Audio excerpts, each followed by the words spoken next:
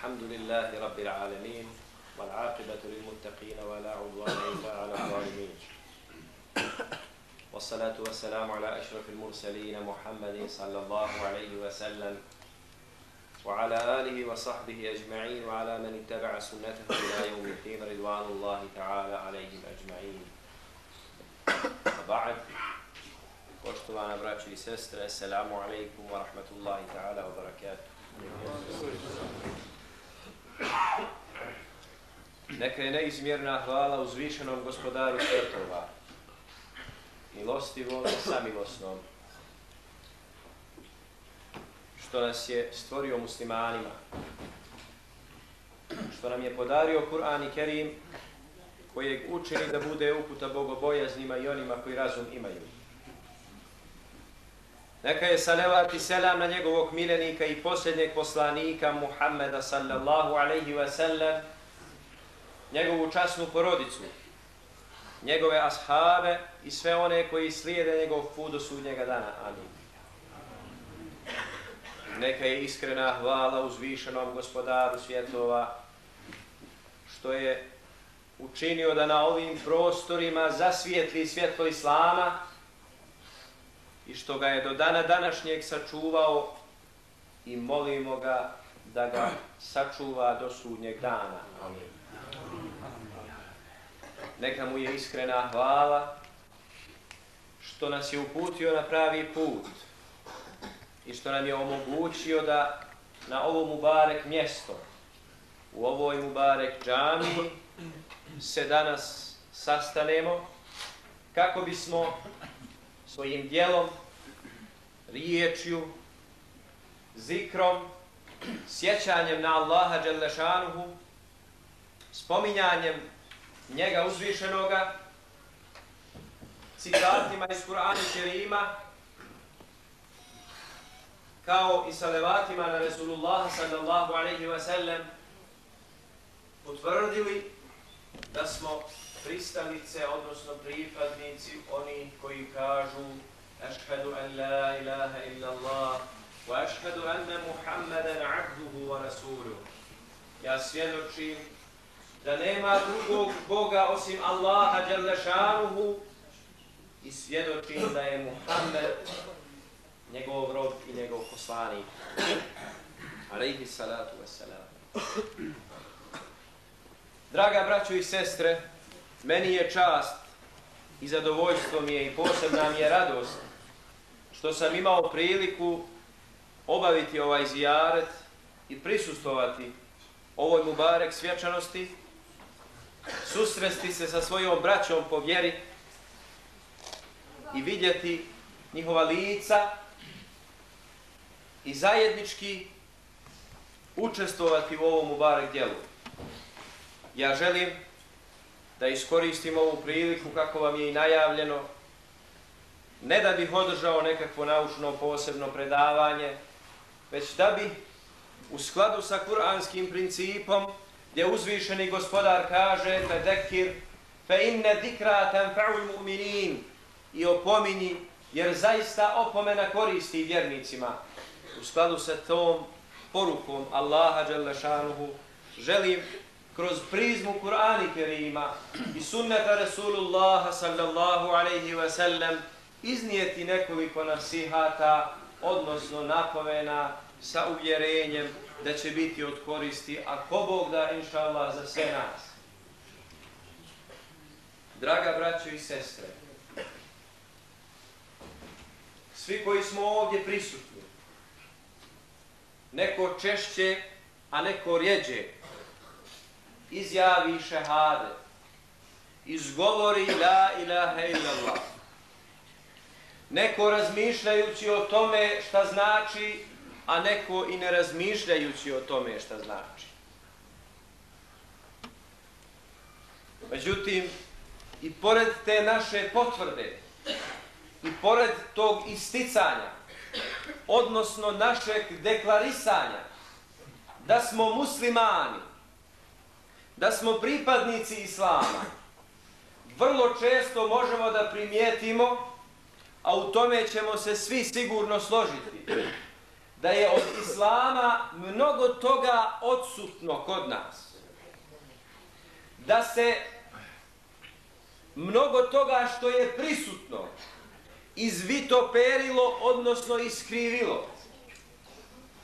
Da smo u mnogim stvarima izmiješali između onoga što je kuranski princip, poruka Allaha dželle šanuhu i princip, obaveza naša, i onoga što su nekakvi adeti, običaji, priče ili vrlo često čak i poneke stvari posuđene, nažalost, i uzeti iz drugih vjera, a da mi toga i nismo svjesni. To je dakle ta imanska dimenzija. To je ono što se tiče nas, našeg ubjeđenja i našeg poimanja islama. Ja bih zamolio, gore na gornjem spratu nekom je očito dosadno. Ili da se malo sabura ima, ali ne valja da se ometaju drugi, jer vjerovatno nekome nije dosadno, nego će neko da sluša. Ko ne mora da drži, nek izađe napolje, molim vas. Dakle, to je ono što se tiče naše vjere i našega imana.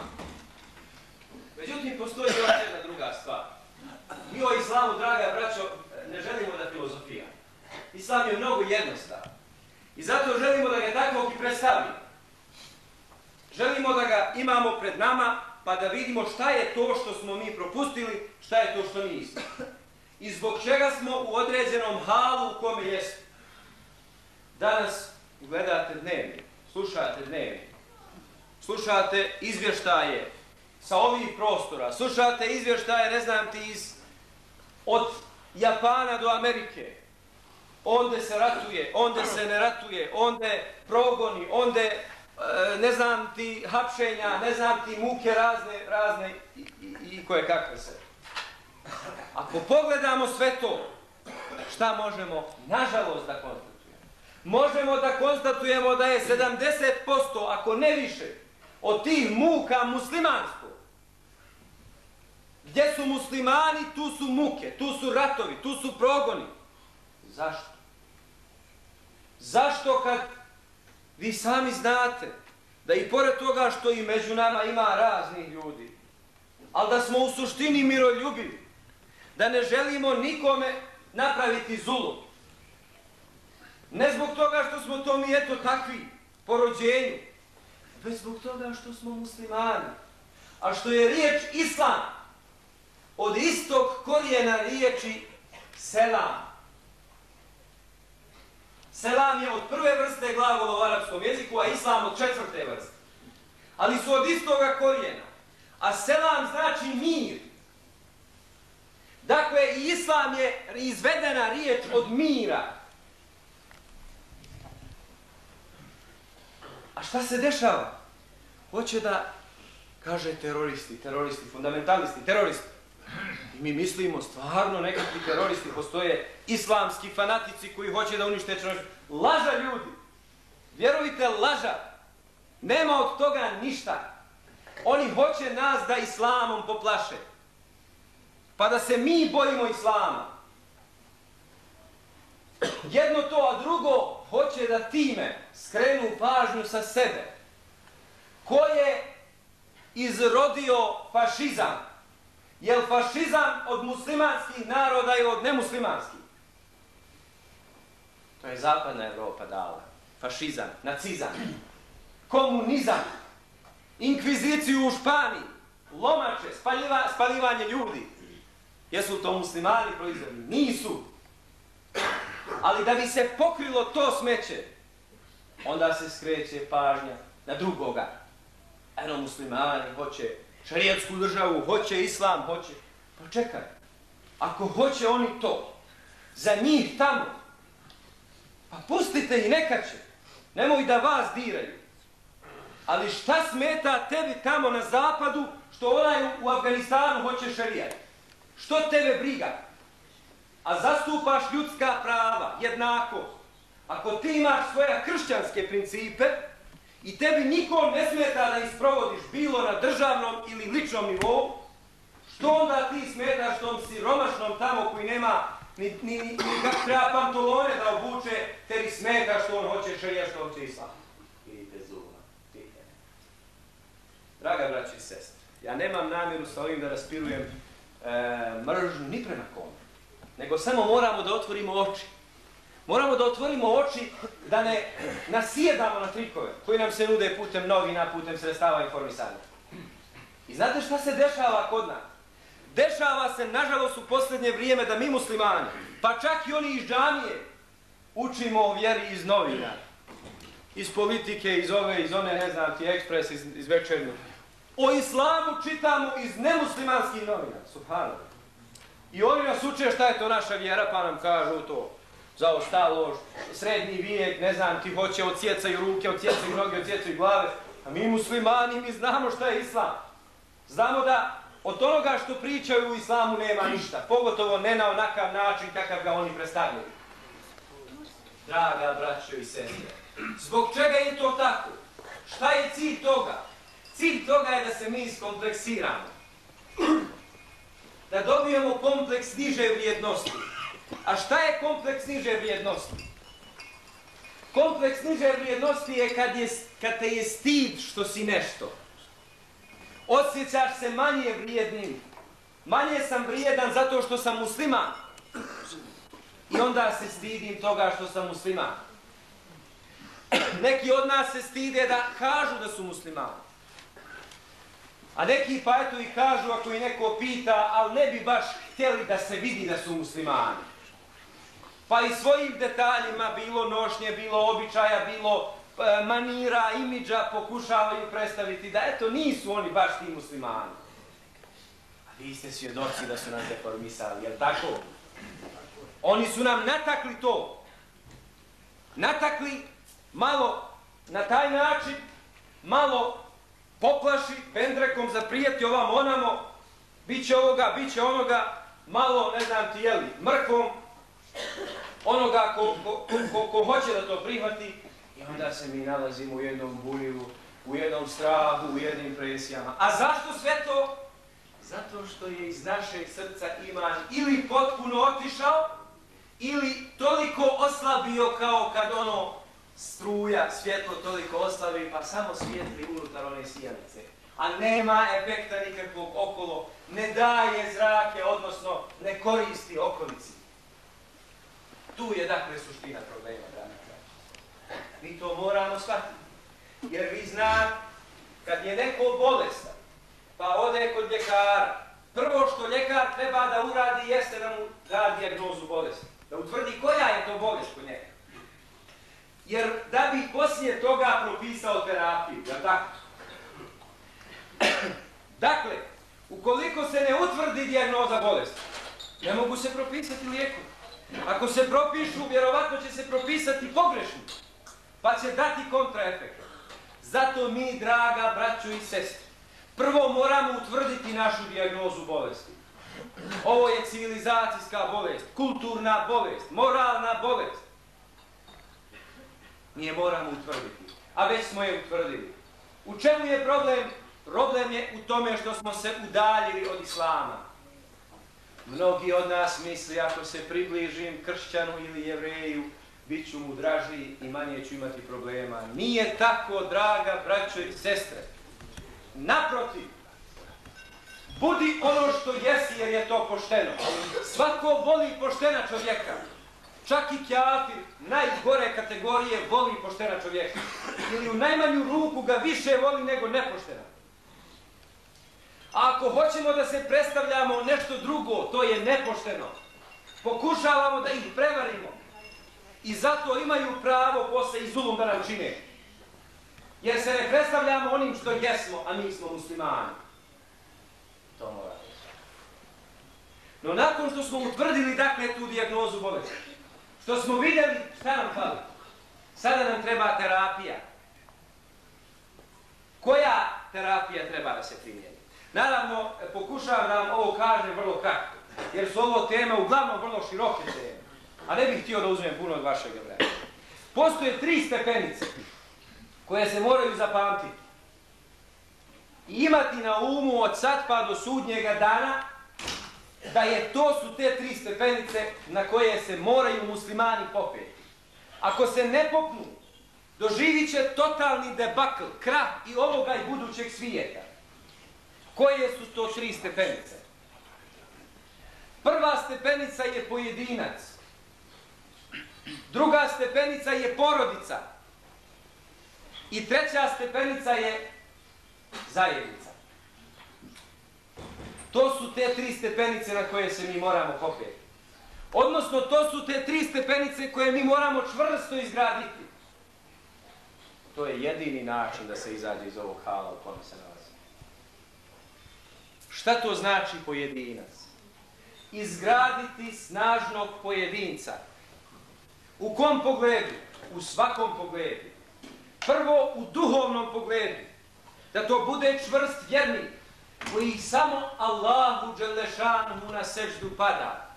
I koji samo Allaha dželešanuhu za svog stvoritelja i gospodara prihvata. Nikakve druge koji se pokušavaju nametnuti kao božanstva, bilo da su u ljudskom ili nekom drugom obliku, ne prihvataju. Dakle, duhovno ga ojačati, imanski ga ojačati. Drugo, ojačati ga intelektualno, obrazovati ga, jer je to jedina mogućnost da se ustavi. I zato nije slučajno. Od Kur'ana celokupnog, prva riječ koja bi upućena čovječanstvu bijaše ikra bismi rabbik. Uči u ime tvoga gospodara. Uči. Dakle, prije nego što reče vjeruj, reče uči. Zašto? Pa zato što ako ne budeš učio, ne znaš kako ćeš vjerovati. I zato mi moramo dati sve od sebe. Da se obrazujemo. Da tog pojedinca izgradimo. Da. I ne treba da imate dućane, ne treba da imate trgovine, ne treba da imate firme. Vidite tamo, klanjajte i pustite nas da mi radimo. Ne. To je kršćanstvo, to nije islam. U kršćanstvu je samo vjera unutar hrama. Kod nas ne. Kod nas je vjera svugdje i na svakom mjestu. Pa i u toj ekonomiji. U šerijetskom pravu postoji nekoliko grana šerijatskog prava koje se bave ekonomijom u islamu. I mi moramo imati snažnog pojedinca. Jer Rasulullah sallallahu alaihi wa sallam kaže el mu'minu qawiju hajru ma habbu ila Allahi min al mu'mini da'if. Snažan vjernik je bolji i Allahu draži od slabog vjernika. U svakom pogledu, u duhovnom pogledu, u ekonomskom pogledu, u obrazovnom, odnosno intelektualnom pogledu. Zašto? Pa zato što može da pomogne. Zato što može da pomogne i slabijem bratu, zato što može da pomogne i institucije, i narod, i sve ukupno. Dakle, pojedinac sa ove 3 tačke, ima još njih, ali ovo su 3 osnovne tačke. Iman, nauka i ekonomski potencijal, odnosno ekonomska snaga. To je kod pojedinca. Imamo drugu stepenicu, porodica. Naša osnovna boljka. Naš osnovni promašaj. Stepenica, osnovna stepenica uspona ili pada. Naravno, mi možemo da se pohvalimo. Allah dželešanu je islam očuvao na ovim prostorima kroz porodice. Dok su sve druge instance sistema nastojale da unište sve što ima jedno slovo od islama. A vi to znate da je tako bilo. Bilo kroz firme, bilo kroz škole, bilo kroz ekskurzije, bilo kroz skupove, bilo kroz svečanosti. Nastojalo se izbrisati ono što ima miris islama. Jedina ćelija koja je sačuvala islam, koja je puhala tu žišku, kako to Resulullah opisuje, žišku koja je na dlanu, ako je držiš peče, ako je pustiš ugasi se. Porodice naše, naravno negdje više, negdje manje, ali one su sačuvale islam. I hvala Bogu što je tako. No, dušmani ovog dina su bili svjesni toga, pa su nam nastojali i te porodice razoriti. I nažalost u mnogo tome su uspjeli. No, nikada nije kasno, ili bar prekasno. Mi to moramo uvidjeti. I mi porodici moramo ponovo vratiti onaj značaj kojeg je imala. Odnosno onaj značaj kojeg daje Kur'an i Kerim, odnosno Islam. Porodica mora biti ta ćelija koja drži, koja je jednostavno čita sistem u malom, u kome se zna ko je otac, ko je majka, u kome se zna ko je sin, ko je kćerka, ko je snaha, ko je svekrva, ko su unuci, ko su unuke. Kad to funkcioniše, funkcioniše sve. A mi vidimo, nažalost, draga braćo, da su se ti odnosi poremetili. Otac se žrtvuje za dijete, a ono sutra dan ga istjera iz kuće ili ga baci u starački dom ili ga baci na ulicu. To je pojava. I to je tačno. I onda se on pita zašto. Zašto mi je to učinio kad sam ja 60 godina svoga života stavio oko njega? Zato što si pogrešnom hranom išao da ga nahraniš. Mislio si da si sve završio ako mu obezbijediš da ima kuću i auto. A to je samo jedan detalj od kojeg trebaš da mu obezbijediš. Ali ga nisi obezbijedio islamskim odgojem, nisi mu dao znanje o svojoj vjeri, o vjeri koja će ga oplemeniti, o vjeri koja će ga naučiti da je poštivanje roditelja druga obaveza poslije vjerovanja Allaha dželešanu. Da si ga tome naučio, ne bi nikada on sebi priuštio to pravo da te izbaci na ulicu. I ne samo to, nego ni ono kako Kur'an i Kerim kaže وَلَا تَقُلْ لَهُمَا أُفٍ i nemoj im reći ni uf. Vidite li da je Islam spas? Vidite li da je Islam mir? Vidite li da je Islam harmonija među nama? Meni je drago što vas ovdje danas vidim. Drago mi je što vidim da i omladine ima, ali ne onoliko koliko treba. Allah dželešanu neku kabuli svima koji su došli. Ali, draga braćo i sestre, naročito dragi očevi i majke, zapitajte se, ako niste doveli vašeg sina i vašu kćer, zašto to niste učinili? Ili, ako niste ovoga puta učinili, dajte sebi zadatak da ćete sve od sebe dati da to učinite drugi puta. To vam je jedina šansa. Nastojite, ako niste položili ispit u regularnom roku, dajte ga na popravnom ispitu. Jer ako ne bude ni tada, izgubit ćete sve. Kako ćemo izaći pred Boga i dati mu dževab, odgovor, što se nakon toliko generacija našeg oca, djeda, pradjeda i tako dalje, na nama ugasila svjetiljka Islama. Mi smo bili ti odakle se gasi jer nismo prenijeli na naše dijete. To je težak hak kojeg treba pred Allaha dželešanuhu na sudnjeme danu dati. Mi toga moramo biti svjesni. Jer nama je mogućnost opstanka u mladosti. Ukoliko našu mladež ne spasimo, propali smo kao zajednica, propali smo kao ummet. A nažalost, kako vrijeme odmiče, naša omladina je sve više žrtva mnogih. Ja možda ne znam detalje od onoga što se ovdje dešava, ali je žalosno, imamo u Novom Pazaru u zadnjih mjesec dana 3 osobe su poginule u jednoj javnoj kući i sve su 3 muslimani. Vidite, prvo pojava da to postoji i to postoji legalno. To se podupire sa svih strana da postoji. Novine pišu non stop kako je Novi Pazar reglo toga.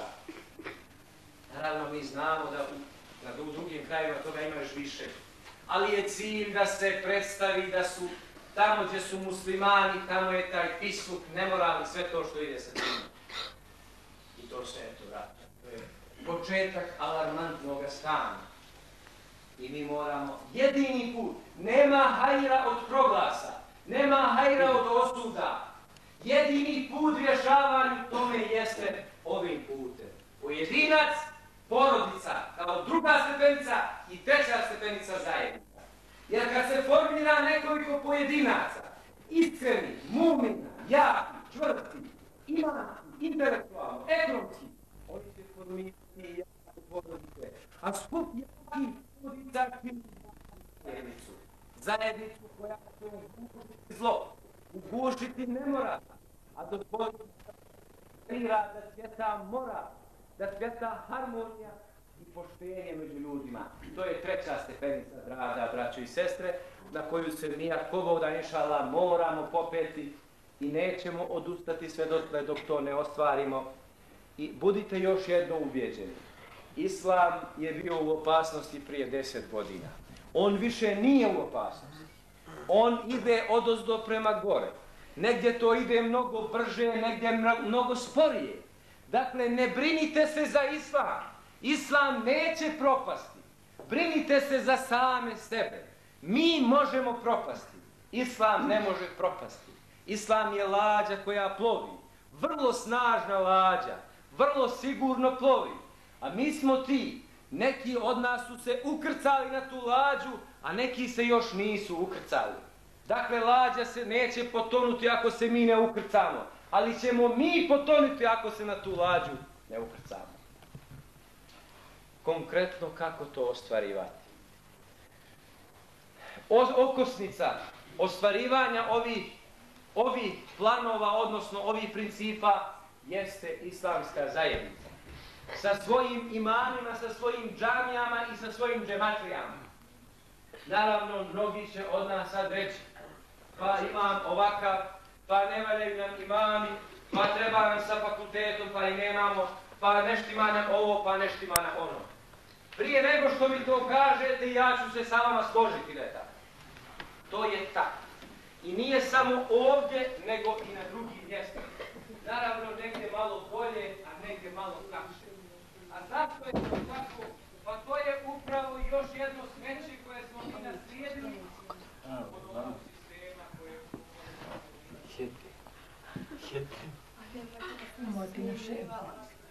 Neka je ošerpala.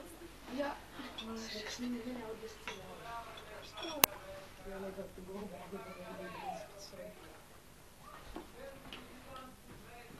Ko ima još soka? Vama od džematlija i od organa koji su na čelu te islamske zajednice. Islamska zajednica nisu samo imani. I kad kažete ne valja nam islamska zajednica, šta to znači? To znači da ne valjamo mi. Svi mi.